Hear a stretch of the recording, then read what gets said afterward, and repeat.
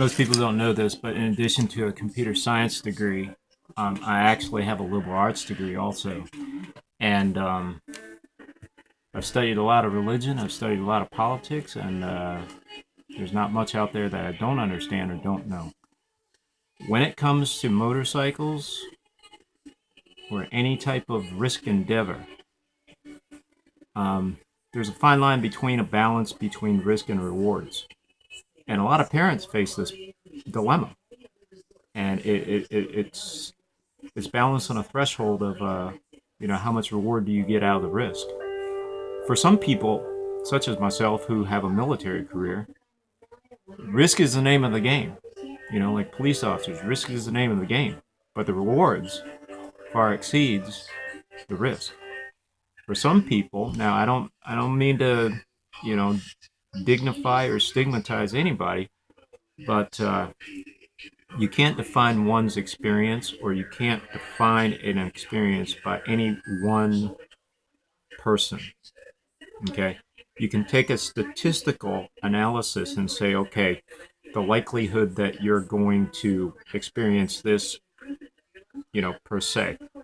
But when it comes to advice or giving advice, take it with a grain of salt. Okay, a lot of people out there are misinformed. They are delusioned by their own experiences and ignorances. They don't really know what the truth is. So when it comes to risk and rewards, there's a lot of people out there with a lot of answers, but not a lot of thought. And I'm one of those people who has spent many long nights reading every book that's ever been written to come up with these answers. One of my specialties is philosophy. And there's a lot of philosophers out there, starting from Plato, Socrates in the Greek Empire, the Greek and the Roman Empire. Of course, Socrates was a teacher of Plato, and Plato is probably one of the most influential philosophers in all of history. But in addition to Plato and Socrates, um, there's transformation and there's global events that cause philosophers to change the way they perceive the world, or define reality. And there are antagonists or enemies who seek to oppress their thinking. Okay, one example is Moliere. Okay, during the time period of the 1600s, the Catholic Church went through what they call a tremendous upheaval. And this brought about the revolution, or the religious doctrines of Martin Luther, naturally. Martin Luther being a Protestant of the 1600s, around 1609, 1610. He is of a German descent. He, you know, did what they call the Protestant Reformation, which was to post grievances towards the Catholic Church. Moliere was a Frenchman, and in my opinion, the French are extremely influential when it comes to philosophy. However, the evolution of French philosophy kind of lost me after Moliere, because they just get to the point of radicalism, and they get to what they call the school of existentialism, which isn't really my cup of tea per se, but it's just very revolutionary, very radical thinking. Moliere may have fit into that radical and revolutionary thinking. Whatever the case, he wrote very negative comments and very negative. He was a big boy. He was a Hollywood star when it came to philosophers. And if you've ever read any literature, Moliere has some of the best books. I mean, when it comes down to it, and I've read every single literature book out there, from American literature to world literature, and I'm going to tell you right now, Moliere, specifically Tartuffe. If you've read, Tartuffe and Moliere's work, it's just a grand masterpiece. That's the only way you can define it, because it's so masterfully written and so concise in its thinking process. Well, Moliere may have been part of that radicalism and revolutionary thinking, but there was a point where his writings became so controversial to the Catholic Church that they actually repressed him and they eventually sent them to death. Okay, so Moliere was basically executed based on his thinking and his writings. Now, these other philosophers didn't really go through a lot of what Moliere did, but we see this radicalism, revolutionary thinking basically evolve into the 19th century of industrialism, and that type of revolutionary thinking that did lead to a lot of death and destruction, what we call the postmodernism period, and the philosophers of the postmodernism period. This is not about any of that stuff. This is about risk and rewards. And is there one simple phrase? Can you simplify it? I can simplify it. I'm gonna make this real simple for you. Okay. If you're a parent, or if you're, you know, I've been riding since I was 16. I used to ride wheelies up and down the road, and all in the high school parking lots, and went out with my friends and took out dates on motorcycles. It's just naturally part of my life, just like the military. It's naturally part of my life. I'm from a military family. So risk and rewards is something that it's not new, it's not introduction, it's just kind of cultural. There's one philosopher out there that really touches on the risk and rewards of motorcycling. Now, it's not just motorcycles either. Transportation is the most dangerous aspect of life.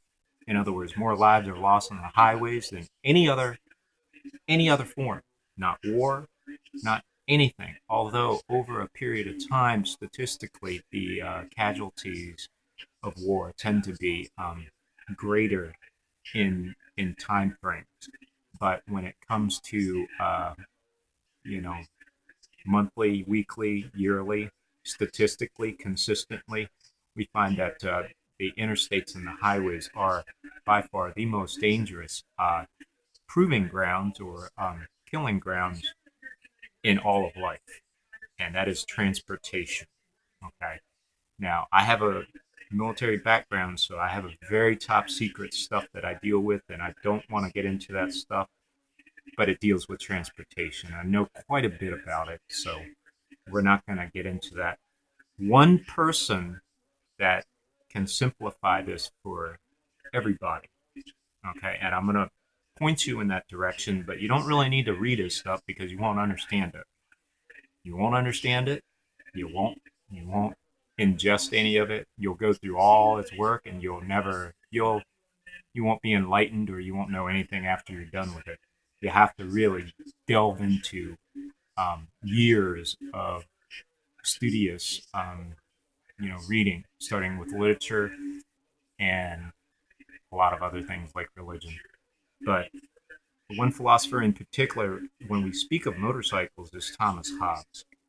And Thomas Hobbes was a philosopher during the period of the 1600s, same period as Moliere, and he was a product of revolutionary times, specifically the Oliver Cromwell period of Britain's history, where the monarchy kind of became conflictual with the populist movement or the democratic movement. But it's same time period of the Martin Luther King period, and that's probably the most dangerous and most revolutionary period of all life. So if you are interested in philosophers, I highly encourage you to read the philosophy of writers, or of the philosophers during the early 1600 time period, and specifically European, because they begin to battle each other on a level that's never been seen before. But going back to Thomas Hobbes had one significant, um,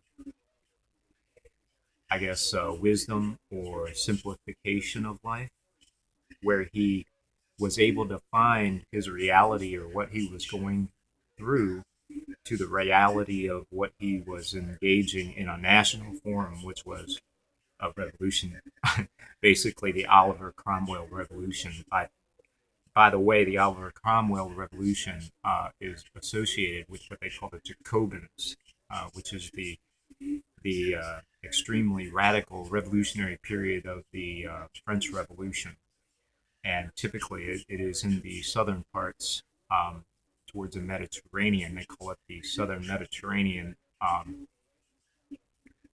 region of France. But the Jacobins were the first known uh, terrorist group known to mankind, and unfortunately, um, you know, whatever the case, I don't want to get into that.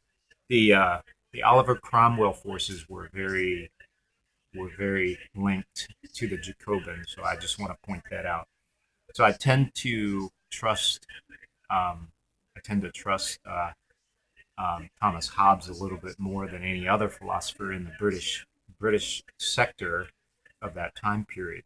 Now, there was one thing. Now the reason why he came up with this philosophy, he wrote something called the Leviathan, and the reason why he created the Leviathan was because Britain was engaged in a civil war on its home front, and on the international level, it was being invaded by the Spanish. So the Spanish Armada invaded Britain while the Oliver Cromwell forces were trying to overthrow the monarchy and to create revolution and civil war inside the British borders. So Thomas Hobbes, out of his infinite wisdom and readings, comes out with a phrase that I think can really point a lot of parents or a lot of people into the right direction if they want to think about risk and rewards. And one person's risk and one person's rewards is not gonna be definitive to seek the totality of your own experience or your own experience. So you have to take advice, or you have to take people who know it all with that little doubt, because they probably don't know very much. Okay, when it comes down to it. And unless you have a doctorate and can talk about a lot of these things, I probably would not listen to anybody that claims to know very much about the topic. Thomas Thomas Hobbes, in one sentence, defined his reality when he said, "Every man is each other's man's potential murderer." Let me write that. Every man is each other man's potential murderer. Now that clearly defines what your mindset should be like when you leave your house every morning, put on your helmet, and go out and ride your motorcycle. Okay, you don't know who that potential murderer is, whether it's malicious or whether it's just a freak accident. Same thing in war. You know, there are a lot of chaos. There's a lot of chaotic events that occur in war that can't be defined on a reasonable, rational, or logical scale. Statistics won't put you any close to those realities or those truths, but it can give you a tendency to predict what's going to happen and even take precautions to prevent serious mishap. So statistics and these things don't really, you know, give us the full truth that we seek. But I think this right here pretty much sums it up. Every man's each other man's potential murderer. Now, if you're one of those people that in life that pick a fight with everybody, then you're probably going to meet your murderer one of these days. And if you're like a military person or a police officer whose duty is to pick a fight with people who are their potential murderers, then one of these days you may lose, or you may be put in a situation where you will meet your potential murderer. You know, I myself have met my potential murderer plenty of times, and I myself have to this day come out pretty unscathed and pretty much on top. That's not to say, we won't get into that. But when you leave your house, you have to understand that the highways are very dangerous and you're going to run into this risk. You can sit here and make an argument that it's more risk on a motorcycle or less risk. You can make a case whether a parent should inform their kids to ride a motorcycle or not. Most females most females have a tendency to tell their children or their kids not to ride a motorcycle. Um, they'll also have a tendency to tell their kids not to go in the military. Now, you talk to a seasoned military veteran who's been through hell and high water, who's been through some of the most ferocious battles in life where his buddies were, slaughtered and massacred, and he saw people get blown up to bits. He'll probably tell you not to go into the military due to the trauma that military people can suffer sometimes. Okay? And it is no joke. Military people or people who are put into these situations will suffer lifelong trauma due to their war experiences, and they are not a good source of um, learning or material simply because their reality is so pronounced by their trauma, and they are so traumatized that they probably will never get over or slip out of that mindset that typical people find as a reasonable, logical, or some type of plane of thinking that we can all agree to or simply, discuss. So, um, there are sources of information you have to be aware about. But Thomas Hobbes just simply put that every man's each other's potential murderer. That's what he said, and that was because he was facing a lot of enemies at the time. He was facing a revolutionary time, and he left it at that. He never said. But what he did was he said that to address this, he created the Leviathan. If you want to look into it or read into it, you can. I have already done it. I didn't really find very much in it. It's basically English common law. Deals with murder. The Christian. I myself am Christian. I'm also Buddhist.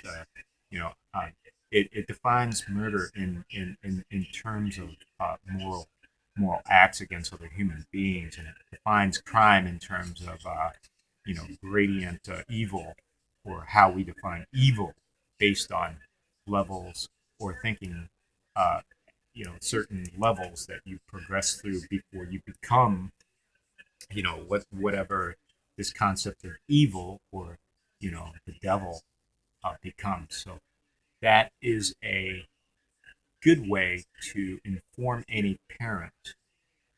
Um, there, some people will say that they want to fail doing something they love.